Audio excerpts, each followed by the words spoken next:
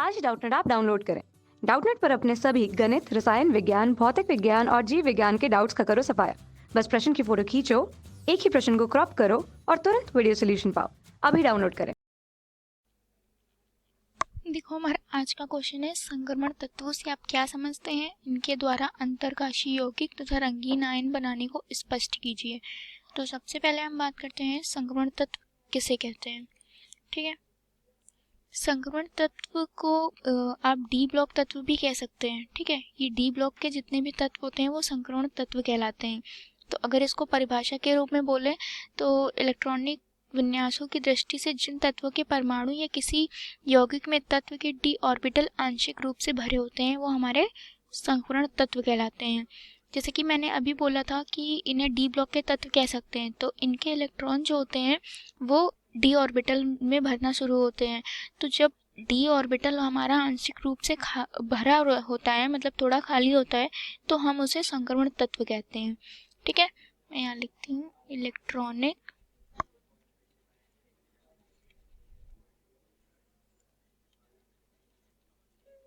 विन्यास की दृष्टि से जिन तत्वों के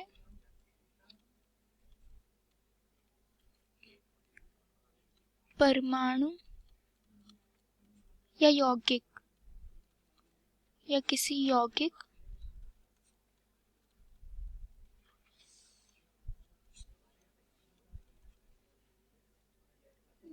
में तत्व के डी ऑर्बिटल, ये जितने भी होते हैं संक्रमण तत्व, ये इनके इलेक्ट्रॉन डी ऑर्बिटल में ही भरते हैं।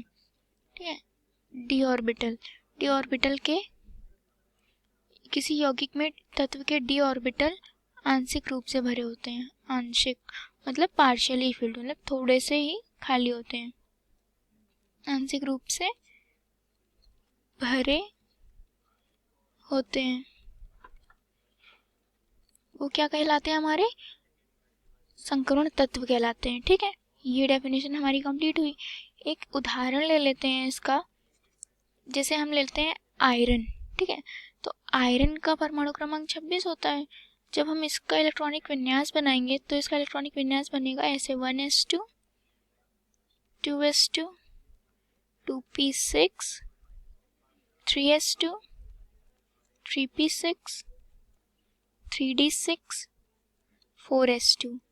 तो देखिए हमारा एस ब्लॉक में 2 इलेक्ट्रॉन तक ही आ सकते हैं, तो 2 आ गए। ठीक है, ये सारे हमारे पी में 6 तक के इलेक्ट्रॉन भर सकते हैं, 6 भरे हुए हैं पूरे। डी में हमारे इलेक्ट्रॉनों की संख्या 10 होती है, तो यहाँ पर हमारा जो डी है वहाँ पर इलेक्ट्रॉनों की संख्या कितनी, 6 है। तो हमारा ये ऑर्बिटल आंशिक रूप से खाली ही है ना, तो इसलिए हम इन्हें संक्रमण तत्व कहते हैं। ठीक है, ये जो आयरन है हमारा Fe, ये डी ब्लॉक का तत्व है और इसका डी ऑर्बिटल जो होता है आंशिक रूप से ही भरा होता है या खाली होता है थोड़ा, तो इस वजह से इन्हें हम संक्रमण तत्व कहते हैं। तो ये समझ में आया। अब आते हैं अंतरकाशीय यौगिक पर। ये हमारा अंतरकाशीय यौगिक। ठीक, तो अंतरकाशीय यौगिक क्या होते हैं, इसे भी मैं डेफिनेशन के थ्रू समझाऊंगी आपको, जिससे आप आसानी से कभी आपके क्वेश्चन में आए, पेपर में आए, तो आप समझा सको और लिख भी सको। अंतरकाशीय यौगिक, तो अंतरकाशीय यौगिक क्या होते हैं, तो जो हमारे संक्रमण तत्व होते हैं ना, ये ज़्यादातर ये जो यौगिक बनाते हैं वो जालक होते हैं, लैटिस टाइप के होते हैं। इनके जो यौगिक होते हैं बड़े बड़े होते हैं, बहुत बल्क टाइप के होते हैं, तो ये बहुत बड़ा सा जालक टाइप का बनाते हैं संक्रमण तत्व। ठीक है, रासायनिक क्रिया करके। तो इन जब वो जालक बनाते हैं तो जालक में छोटे छोटे रिक्त स्थान होते हैं कहीं। मैं इसे डायग्राम के थ्रू समझाती हूँ। जैसे ये हमारा एक जालक है मान लो। ठीक है, ये हमारा परमाणु का जालक है। कोई संक्रमण तत्व ने कोई यौगिक बनाया और ये है उसका जालक। जालक का मतलब हम कह सकते हैं लैटिस। ठीक है, तो यहाँ पर तो हमारे परमाणु जुड़े होते हैं।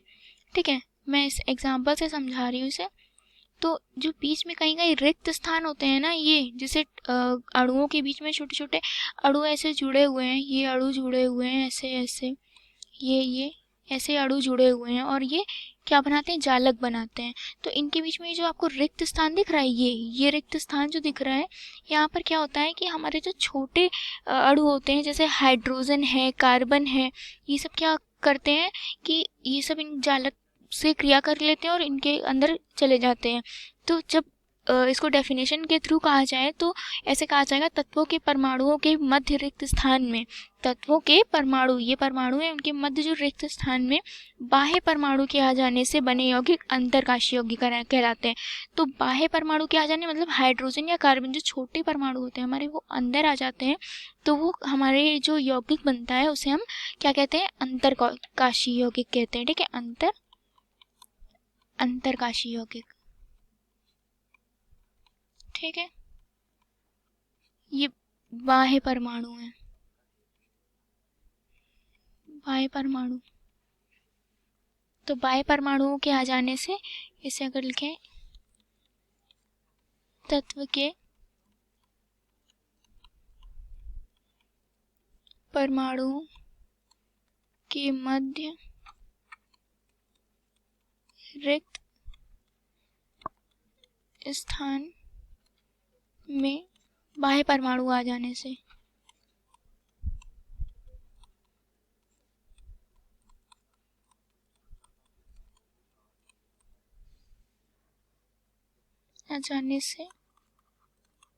बने यौगिक क्या कहलाते हैं, अंतरकाशी यौगिक, अंतरकाशी यौगिक कहलाते हैं। ठीक है,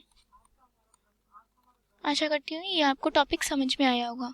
ठीक है, दूसरे में कह रहा है कि रंगीन आयन, तो हमारे इसी क्वेश्चन में दूसरा सब टॉपिक क्या है, कह रहा है कि रंगीन आयन बनाने को स्पष्ट कीजिए। तो बात करते हैं ये रंगीन आयन कैसे बनते हैं। ठीक है, रंगीन आयन, ठीक है, यहाँ पर लिखते हैं रंगीन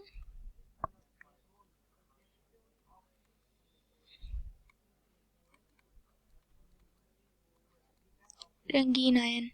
तो रंगीन आयन की बात करें, जब डी ब्लॉक के तत्व जो होते हैं, डी ब्लॉक के तत्व ही रंगीन आयन बनाते हैं, वैसे रंगीन यौगिक बनाते हैं। तो अगर बात करते हैं डी ब्लॉक के तत्व पर, जब कि कोई तत्व है उस पर प्रकाश पड़ता है जब, तो क्या होता है कि जो कम शक्ति स्तर वाले जो इलेक्ट्रॉन होते हैं, मतलब जिनकी जो स्तर जो होता है शक्ति का वो कम होता है, तो वो उनके ऊपर से प्रकाश पड़ता है तो वो प्रकाश को क्या करते हैं, अवशोषित कर लेते हैं, मतलब अपने अंदर ले लेते हैं। तो जब वो अपने अंदर ले लेते हैं तो उनके अंदर एक एनर्जी आ जाती है ना, तो एनर्जी आ जाती है तो वो अपने लेवल से, जिस स्तर पर हैं वो उससे ऊंचा उठने की कोशिश करते हैं। तो जब वो ऊपर की ओर जाने लगते हैं तो वो उनके ऊपर जो प्रकाश पड़ता है तो वो उनमें से कुछ प्रकाश ग्रहण करते हैं, जिस वजह से ये रंगीन आयन में बदल जाते हैं। ठीक है, जैसे हम एक एग्जाम्पल ले लेते हैं, यहाँ पर एक एग्जाम्पल लेते हैं, जैसे कॉपर हमारा संक्रमण तत्व है। ठीक है, कॉपर 2+, ठीक है, ये आयन जो हमारा है, तो इस पर जब प्रकाश पड़ता है तो ये लाल रंग के प्रकाश को अवशोषित कर लेता है, कॉपर जो कि संक्रमण तत्व है,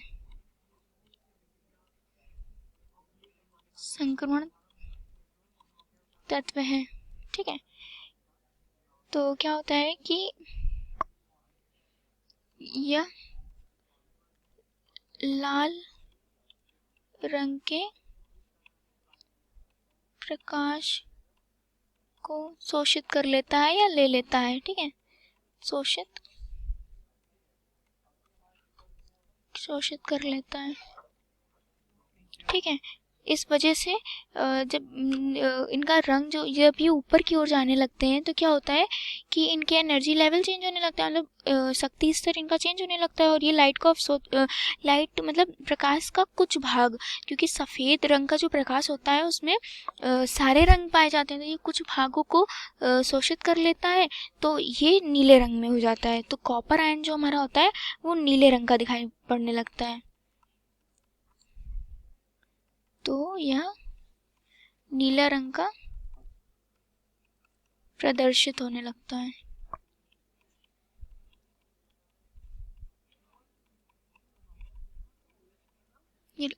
जैसे यहाँ पर लिखा है डेफिनेशन में, कॉपर 2+N जो कि संकर्ण तत्व है, यह लाल रंग के प्रकाश को शोषित कर लेता है तो यह नीला रंग का प्रदर्शित होने लगता है। और ये लाल रंग के प्रकाश को या प्रकाश को शोषित क्यों करता है ये मैंने आपको बताया है, क्योंकि इसलिए जब इसमें इलेक्ट्रॉन भरते हैं तो क्या होता है कि इलेक्ट्रॉन की जो कम शक्ति ऊर्जा वाले स्तर वाले इलेक्ट्रॉन होते हैं, जब जैसे ही प्रकाश पड़ता है वो उच्च शक्ति स्तर वाले इलेक्ट्रॉनों की ओर उच्च शक्ति स्तर पर जो इलेक्ट्रॉन होते हैं वो भागने लगते हैं, वो जाने लगते हैं। तो जब जाते हैं तो जो प्रकाश का कुछ भाग होता है वो साथ में लेकर जाते हैं और शोषित कर लेते हैं उस प्रकाश को, जिस वजह से इनका रंग बदल जाता है इस क्रिया में। ठीक है, तो हमारे दोनों टॉपिक भी हो गए। संगवर्त तत्व से आप क्या समझते हैं ये मैंने बता दिया है।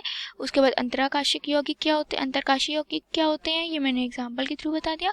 फिर रंगीन आयन क्या होते हैं, ठीक है, रंगीन आयन का मैंने एग्जाम्पल दे दिया। और एक अंतरकाशीय यौगिक का अगर आप एग्जाम्पल के तौर पर लिखना चाहते हैं तो अंतरकाशीय यौगिक का एग्जाम्पल होगा, जैसे कि आपने ढलवा लोहा बनाने की विधि देखी होगी। तो ढलवा लोहा में क्या होता है, कई जगह कार्बन जो होता है वो आ जाता है। तो ढलवा लोहा जो होता है वो हमारा कठोर होता है, ठोस होता है, तो बीच बीच में जब कार्बन आ जाता है इस वजह से वो और कठोर हो जाता है। तो इसी प्रकार के यौगिकों को हम क्या कहते हैं, अंतरकाशीय यौगिक कहते हैं। ठीक है, कक्षा 6 से 12वीं से लेकर नीट, IIT, JEE वो एडवांस के लेवल तक 1 करोड़ से ज्यादा छात्रों का भरोसा। आज ही डाउनलोड करें डाउटनेट ऐप या व्हाट्सएप करें अपने सारे डाउट्स 8400 400 400 पर।